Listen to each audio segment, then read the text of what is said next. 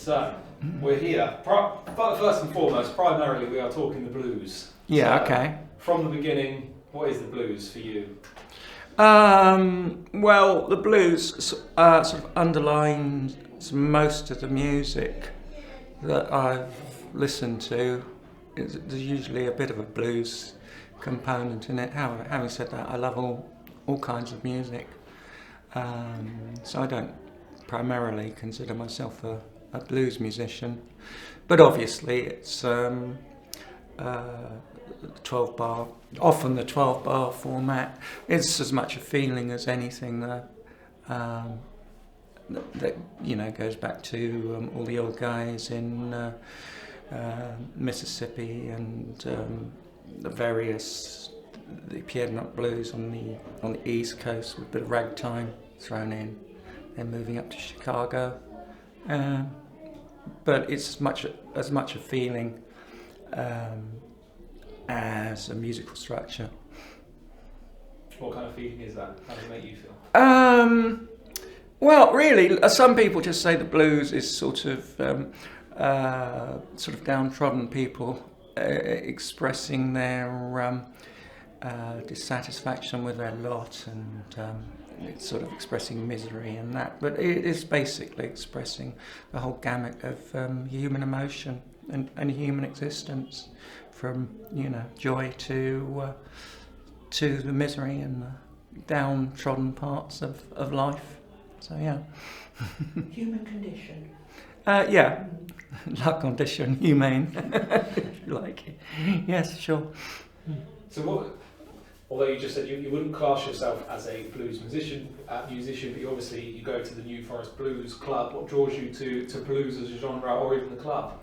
Well, what I like about the club, I mean, there's two things. There's the company and the music, and because I've been to other blues, was a blues jam in Christchurch, and you had to go and we only play 12 bar blues, and I wasn't that taken with the host, and there wasn't much socialising there either, but I like the New Forest because you have sort of affable, friendly people, and it's not strictly blues. You can put other things in. I once actually played I played the theme tune from the Flintstones, but I did put some blues choruses in them for them to jam.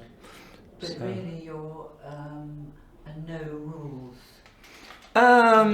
Well, I just no, I respect it, and I do generally either play blues or something that's got some blues element in it, like rhythm and blues or a bit of rock and roll.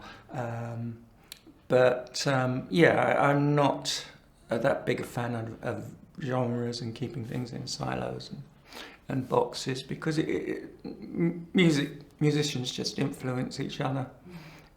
So it's sort of, I think, sometimes put there by critics and listeners for their convenience, but it doesn't really assist musicians so much. I couldn't agree more. Because I know, having been to a couple of sessions of the club, you'll go around and you play a song. What's your process for choosing what you're going to play? Is that something you pick on the night or before? Yeah, often. Sometimes I go along with a couple of things that I'm planning on playing, and sometimes I just, it reminds me of such and such a song, and if I can remember it, I'll play it.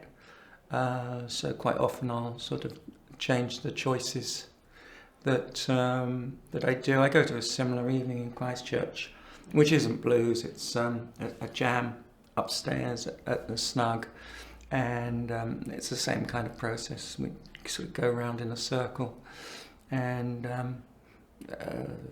sometimes, I often will go along with sort of 2 or 3 songs, but sometimes I grab my phone and play something else, because usually I haven't had time to properly rehearse. So it's a rather chaotic life I'm leading.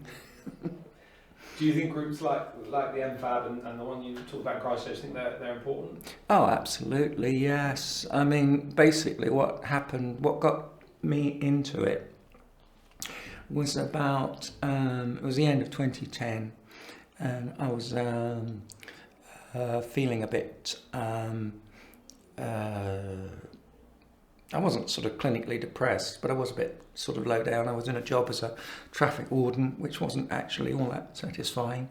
And I went along to a psychotherapist for a few counselling sessions. And the first thing she said at the first thing was I had to go to a club for 3, and I had to go for 3 times. So I couldn't just go and say I didn't like it.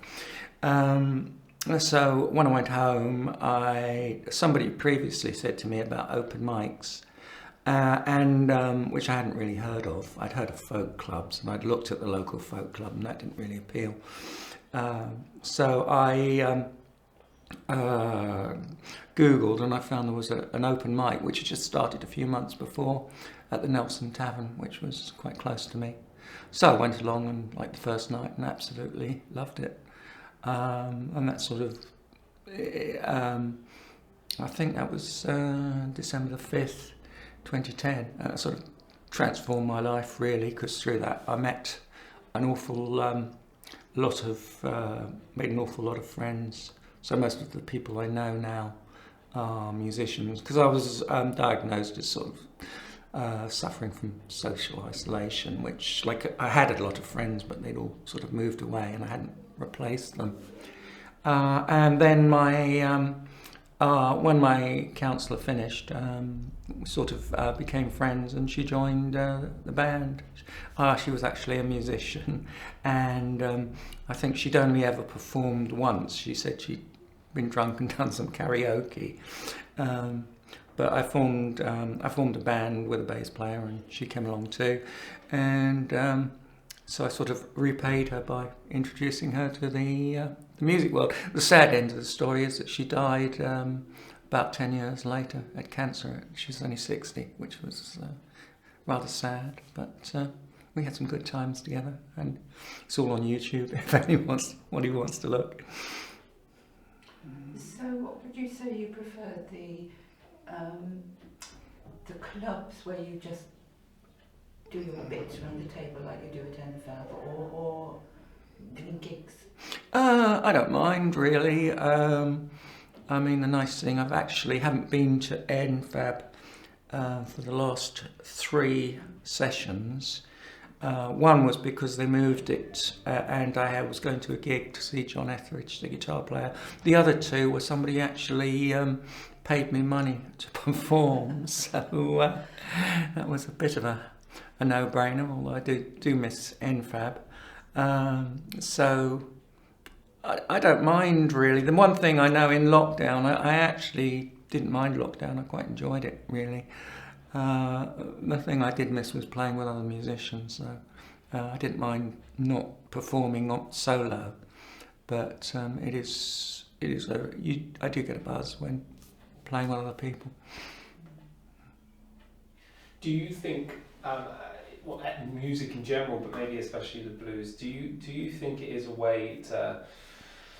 You spoke about times that you've obviously struggled and found it hard for many different reasons, and although you did go along to a counsellor, where I guess that was an opportunity for you to offload and talk about all them sort of things. Do you think music is another avenue as well, another tool for people to... Oh, absolutely, yes. It can really provided you're not too depressed and then you can't play at all, but it can really change your mood. It's a drug, I think, quite an effective drug.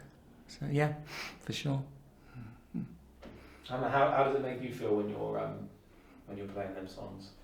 I don't know. Most of the time you're just sort of you're concentrating. And you can't really fully sort of appreciate, you can't really hear yourself like other people, like other people can. It's always generally, it's generally a good evening, and a good feeling when I've finished at NFAB or something like that. Very seldom do I sort of, does anything happen that puts me in a really foul mood or anything. So yeah, it's always a good experience. Yeah, it's what. Because you write a lot of your own songs. I do indeed. Yes, I've written hundreds. So what are your where's your inspiration come from? I don't know. Bob Dylan said that songs come to you in all sorts of different ways. I often think of titles. Sometimes you sort of, after a while, they sort of come to you in your dreams, really, which is quite handy. I've been actually, since Brexit, I've been writing quite a bit about Brexit and political kind of things, which I never did for a long time. I always found that difficult. It's just, I don't know, Elvis Costello said he had this thing where it was a bit of like an affliction where he just looked everywhere and he saw a book or something and he saw a song title.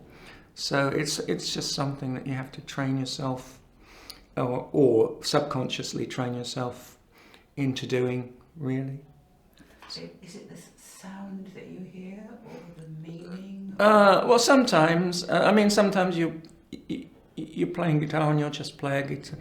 You'll play a chord and you'll hear something. Sometimes, like I had my friend Ben, who's at one time was sort of a quite devout Christian. He said, back in my Christian days, and that just inspired. Just him saying that just inspired a song about somebody that had been a sort of evangelical grifter kind of thing. There's no rules really. It's just something that you pick up. I mean, I was always interested in it, and a song popped into my head when I was coming home on a long bus ride when I lived in Canada from a summer camp. And then that was before I learnt to play the guitar. And I learnt to play the guitar and was sort of away. Tell us how you started.